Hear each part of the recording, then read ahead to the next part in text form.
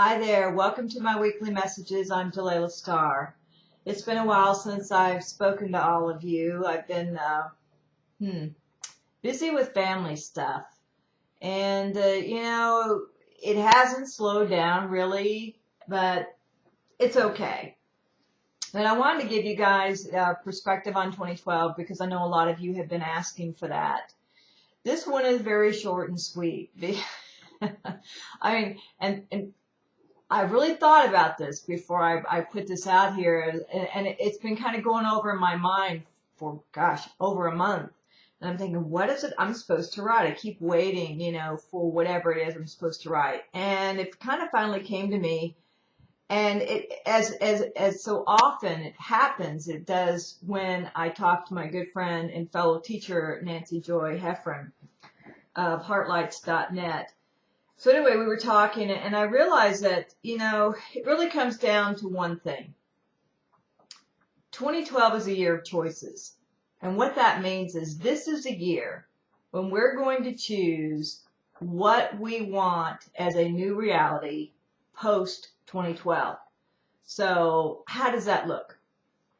Simply put, there are...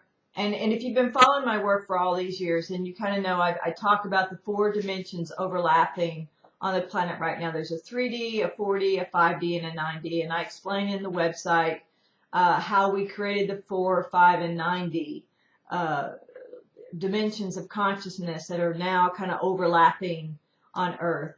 And what they look like, and how to tell what dimension you're in. In fact, in the back of the book, we are...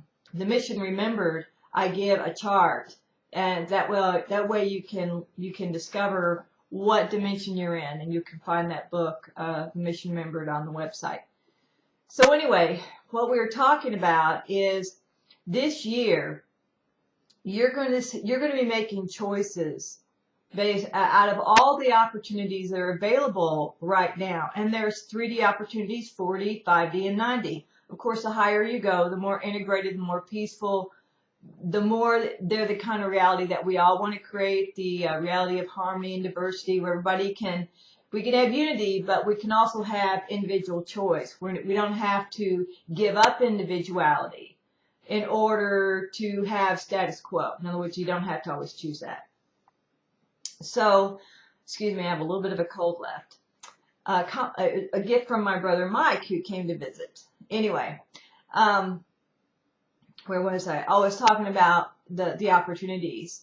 Some of these opportunities they're going to be in all areas of life. You're going to have health choices. You're going to have financial choices. You're going to have spiritual choices. You're going to have relationship choices. But you have to choose. And the analogy I give is like going through the school lunch line. And,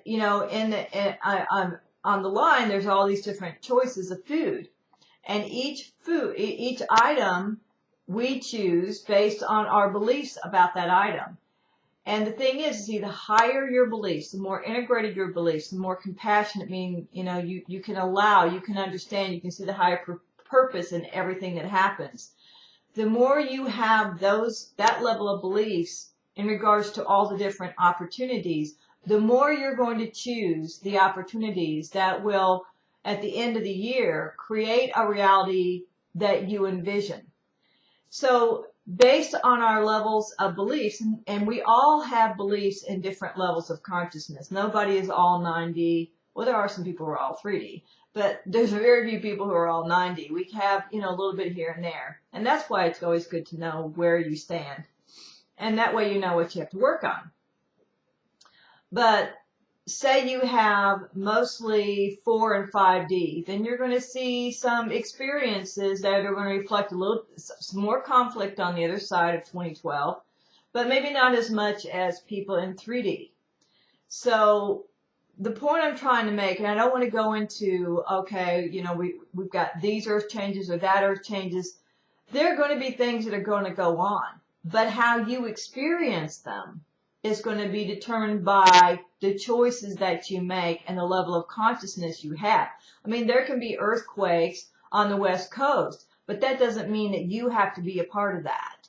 If you're choosing a higher way of doing something, and that would translate into whether or not you're in this location or have a home in this location or family in this location. If you're choosing a higher way, then you will not be affected where the guy down the street would. There's going to be unprecedented opportunities to achieve really fantastic things, because, you know, this is the year when we have the extremes going on. There's threats of war, but at the same time we have, you know, the economy is changing. The political structure is changing.